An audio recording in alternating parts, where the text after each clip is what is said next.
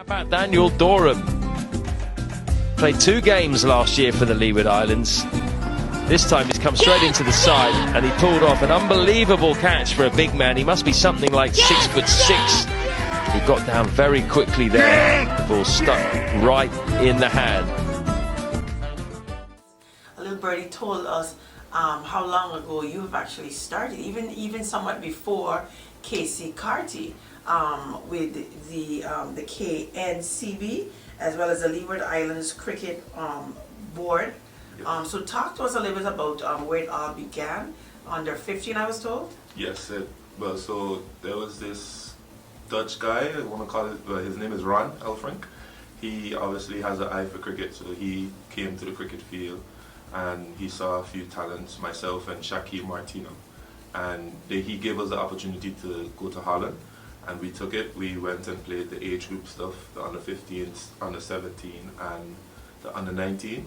And then later in the year, around the winter time, the national team then asked for me to come back and tour with the national team. And I went on that tour to Dubai and India as well. And then the following year, they then asked if I could come and represent them in a first class match. And I took the opportunity, as I would always do, because it's something I love. So that's where it started from there, and then it just continued progressing. As an island boy going over there in under 15, how was that first experience for you? Take us back to that for somebody who's probably was that age or is that age today watching you right now on All Access. I would say it's a bit of nerve-wracking and happiness as well, because as a 15-year-old traveling by yourself amongst a lot of different people, you're sort of like scared, but you sort of like want to enjoy the moment and also try and be open to the whole different aspect of being somewhere else in the world and also playing the sport, so it becomes more normal after a few days, or the nervousness comes out of the system and then it just flows naturally. All right, and did your skills shine when you were away? Yes, it did. I would say if my memory serves me right, I took my first class game for Holland. I was not scheduled to play. A player got injured and then they told me that I would play, and in that game I took a 5-wicket haul, which is actually a good thing for a bowler. So to be at age 15 and take your first 5-wicket haul against Ireland is a big deal. All right. And take us back to when Ron discovered you on the cricket field right here in St. Maarten. Well, he approached the coach and said that he's like from Holland and wants to get involved with the cricket system on St. Maarten. And the coach told him to just come to practices and just be present. And then by him being present and watching us practice and also playing games, he then talked to his counterparts back in Holland and told them about me and Shaquille, and they said, why not, let's give it a try, and then we just took the opportunity. All right. And so tell us about what you're doing right now so people can understand that this is something that you're doing professionally right now. Talk to us. So at the moment I'm contracted with the Leeward Island Cricket Board. Stopped. Use of the feet doesn't work for Robman Paul. Another great delivery by Daniel Doram. Just hung in the air a little bit longer. There was turn on that delivery and just enticed Robman Paul, who was trying to give himself room to hit. I'm also got the opportunity to represent Holland after 10 years of not representing them.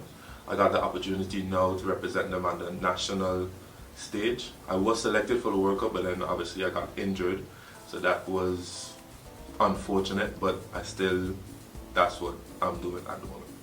Awesome. You also played in England. You received a scholarship for such.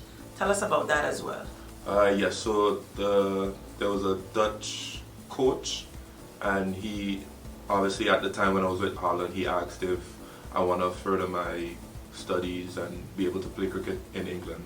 And automatically I said yes, and then I went over a summer after playing cricket in Holland. I went over a summer to trial for the Sussex Academy team, and then before I left that trip they offered me a professional contract to be in the setup, and I took it. So the following year after my high school, I did not even go to graduation. I just went straight and started my cricket journey in Sussex at the Sussex County Cricket Club. You have a little bit of off season, I think it's referred to. Yeah. You play cricket locally still just for the fun? Yes, I do. I play with the Motorola Spartans cricket team, which is a group of guys that I grew up with from young and just continue playing cricket from a young age to now. It's just a great feeling every time when I come back just to play for them.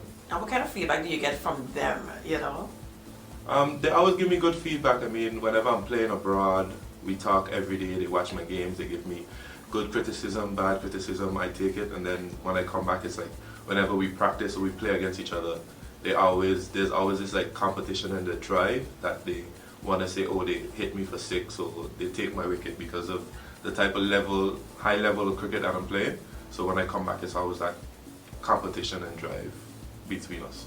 On the cricket field, when I'm training and the cricket guys and the younger guys are around, or even on game days, and I see a little mishap or something, I would then explain to them that there's a lot of cricketing opportunities out there. If they just stick at it and they work on their game and be serious, then the opportunities will come. But obviously from a small island, St. Maarten, there isn't as much being done for the sport of cricket. So whenever they do get the opportunity, they're just supposed to take it with their hands. So I do have small conversations with them on the cricket field. And take me back now to the Leeward Islands Cricket Board. Tell me about that affiliation. So obviously when you represent, there's like small different countries within the region that play a tournament. So you have Anguilla, St. Kitts, Nevis, Antigua, St. Maarten. I think, yeah, those countries play in different small tournaments, and then the best players from that then represent the whole region, which is the Leeward Islands. And then once you do well, you play against the different countries, Jamaica, Guyana, Barbados, Trinidad, and Windward Islands as well. And then, so there was a few years where I did well and I flew under the radar. Didn't get a contract, and then surprisingly I just got a call while I was on vacation saying that you get a contract for Leewards. And then ever since then once I got the opportunity to represent them, I would perform to my best ability, and at the moment I'm just currently with them. When did you get that call? I got that call when I was in vacation in Dominica actually. The head coach called me. No, actually Casey messaged me and said that was 2013 actually. Yeah, 2013. Casey called me and said Daniel got a contract, but everyone was like not believing, and then I got a call from the head coach saying congrats, and then ever since then it's just yearly contracts right through. So. How come your name hasn't been out there as much as Casey Carty? If I have to ask you that question, you just mentioned Casey, so I know you guys are friends, you play at Spartans, because when he's here, yeah, he plays on Spartans with you as well. Yeah. How come your name is not out there as much? What's the buzz? Will it be the all access buzz? Is that what I'm noticing now? Because I'm kind of happy for that exclusive. Yeah. I think it would be the all access buzz, but I think the main reason is because obviously people look to the West Indies, which is the whole region, and they don't expect anyone, or like the Netherlands, because even though the Netherlands is classified as a international team, they aren't they're classified as an associate member, and whereas West Indies is a full member. So there's a sort of a difference, and people may feel like the Netherlands don't play cricket or they aren't good at cricket, whereas they are a very good bunch of cricketers, which we then saw when they played against the West Indies as well in Holland, and that's where Casey did make his debut as well. So they do have good cricketers, it's just that West Indies is more out there with the whole England, Australia, and the Netherlands are sort of on the come up, so they didn't get much recognition as it should. Okay, I think that's about to change. All right, so tell me, how can somebody get in touch with you? How can they follow you, follow your work and so forth as far as social media platforms go? Well, at the moment it's only Instagram that I'm on. You can follow me at DaniBoy24, DaniBoi 24 on Instagram at this current moment.